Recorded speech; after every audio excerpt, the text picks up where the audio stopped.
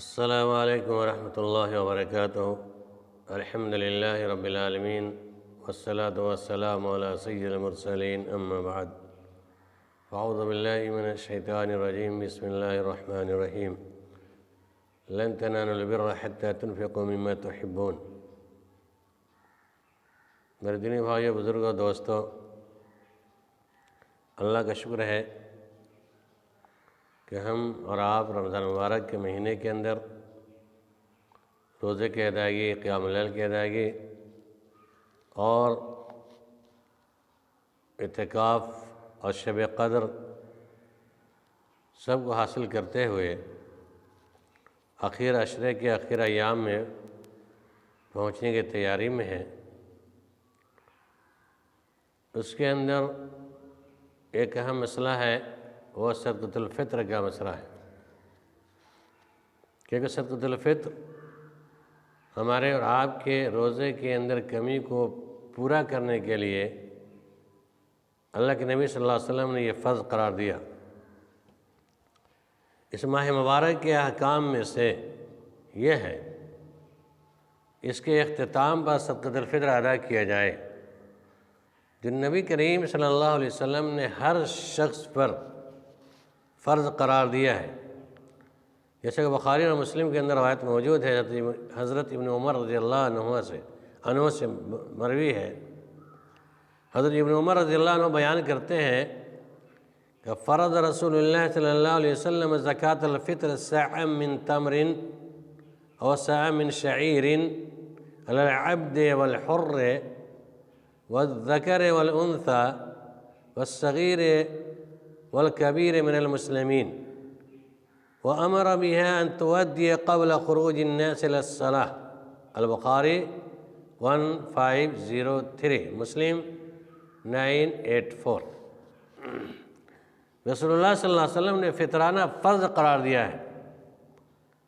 کھجور یا جو کا 1 صاع غلام پر بھی، آزاد پر بھی، بچے پر، بوڑھے پر، مذکر پر، مؤنث یعنی مرد، عورت، چھوٹے بڑے، تمام کے اوپر یہ فرض ہے، یہاں تک کہ بچے کی ولادت بھی ہو جائے صبح تک اس پر بھی فرض ہے۔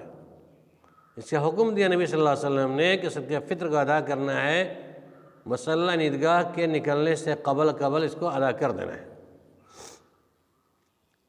اس حدیث سے ثابت ہوا کہ رسول اکرم صلی اللہ علیہ وسلم جو فطرانہ فرض کیا وہ کھانے کے اقسام صاع من تمر اور صاع من شعیر، کھانے کی اجناس میں سے 1 صاع ہے، جس کا وزن تقریباً 2.5 کلو گرام ہے۔ صحابہ کرام رضی اللہ عنہم اجمعین بھی جن سے طعام سے ہی فطرانہ ادا کرتے تھے، چنانچہ حضرت ابو سعید خدری رضی اللہ تعالیٰ عنہ بیان کرتے ہیں، كنا نخرج زکاة الفطر صاع من طعام او صاع من شعیر او صاع من تمر او صاع من اقط او صاع من زبیب۔ البخاری 1506، مسلم 985۔ ہم فطرانہ ادا کرتے تھے اناج کے 1 صاع، یا جو کا 1 صاع، یا کھجور کا 1 صاع، یا پنیر کا 1 صاع، یا منقع کا 1 صاع۔ 1 صاع ہے، اس کی قیمت نہیں ہے کہ اس کو زیادہ قیمتی چیز ہے اسے کم نکال دو۔ حناف لوگ کہتے ہیں نہیں کہ وہ آدھا نکالنا چاہیے، وہ آدھی نکالتے ہیں، بس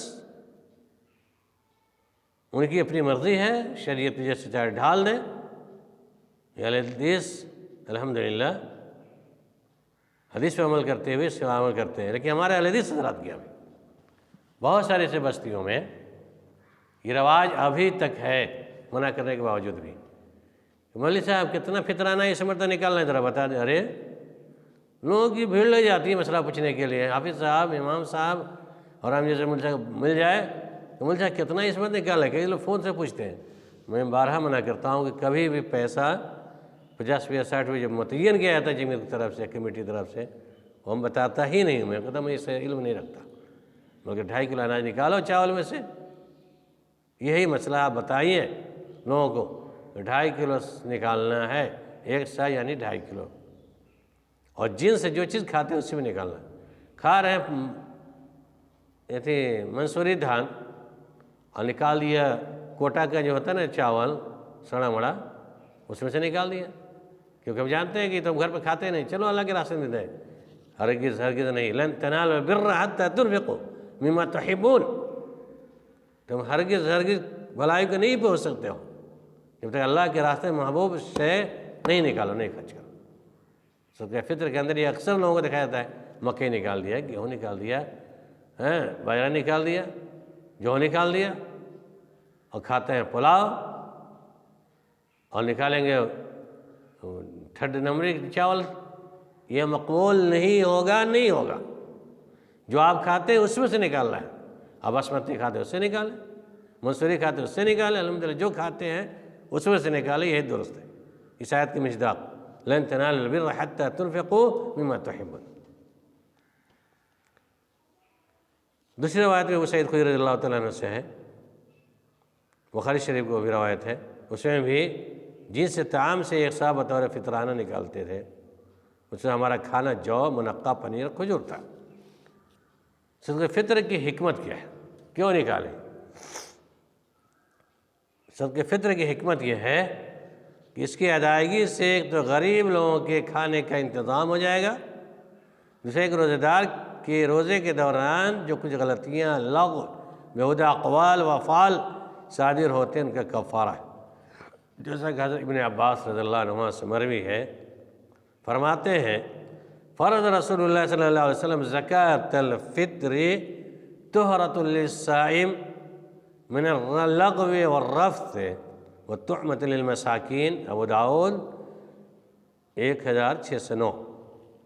اللہ کے نبی صلی اللہ علیہ وسلم نے کہا زکاۃ الفطر جب فرض کیا، اس کا مقصد یہ ہے کہ آپ کے ہمارے روزوں میں جو بیہودہ پنی والی باتیں ہو جاتی ہیں، قول و فعل سے گناہ ہم سے سرزد ہو جاتے ہیں، اس گناہ کے کفارہ ہے صدقۃ الفطر، پلس مسکین کے کھانے کا انتظام ہوتا ہے۔ ذرا موازنہ کیجئے، آپ کو اللہ نے پیسہ دیا اپنے گھر میں بال بچوں کے لیے زیب و زینت کی ساری چیزیں، کپڑے، نئے نئے لباس، جوتا، چپل، کپڑا، پتہ نہیں عطر مطر، سیویاں، ساری چیزیں لگ رکھ دیتے ہیں، اور پڑوس کہ غریب یہ باپ کے پاس پیسہ نہیں، اس کا بچہ دیکھتا ہے پڑوس کے آدمی کو اچھا اچھا لباس پہنے ہوا ہے فلاں کا بیٹا، اور اس کو نہیں ملتا ہے تو اس کے دل میں جو چوٹ لگتی ہے اس غریب سے جا کے پوچھ لینا میرے بھائی۔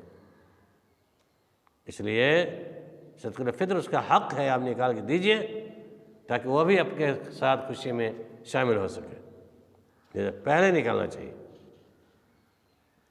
رسول اللہ صلی اللہ علیہ وسلم نے فطرانہ فرض قرار دیا روزہ دار کے لغویات اور بے حیائی والے اقوال کے گناہ سے پاک و صاف ہونے کے لیے۔ یاد رہے فطرانہ نماز سے پہلے ادا کرنا لازم ہے، لاسٹ جماعت، عید کے جماعت میں جانے سے پہلے نکال دینا ہے۔ نبی کریم صلی اللہ علیہ وسلم نے اسی بات کا حکم دیا، جیسے ابن عمر رضی اللہ عنہ کی روایت سے معلوم ہے۔ اس کے علاوہ ابن عباس رضی اللہ عنہ فرماتے ہیں کہ من ادھا قبل الصلاة فہی زکاۃ مقبولہ ومن ادھا بعد الصلاة فہی صدقۃ من الصدقات۔ نماز سے قبل جسے صدقہ فطر ادائیگی کی وہ صدقہ مقبول ہو گیا، نماز کے بعد جسے ادائیگی کی وہ عام صدقے کی طرح ہوگا، اسے زکاۃ الفطر کی ادائیگی نہیں ہو سکتی ہے، لہٰذا پہلے نکالنے کی کوشش کریں۔ بہرحال یہ مختصر سے مسائل تھے صدقہ فطر کے سلسلے میں، لہٰذا آپ حضرات اخیر عشرہ میں 2-3 دن قبل لاسٹ عیدگاہ جانے سے قبل تمام صدقہ فطر کو نکال دیں، ایک سا چاول نکالیں اچھا والا اور غریبوں میں تقسیم ہو جائے، بانٹ دیں، یہ بہتر طریقہ ہے۔ اللہ رب العالمین ہمارے آپ کو تمام لوگوں کو سنت کے اعتبار سے زکاۃ الفطر کی ادائیگی کی توفیق عنایت فرمائے، آمین ثم آمین۔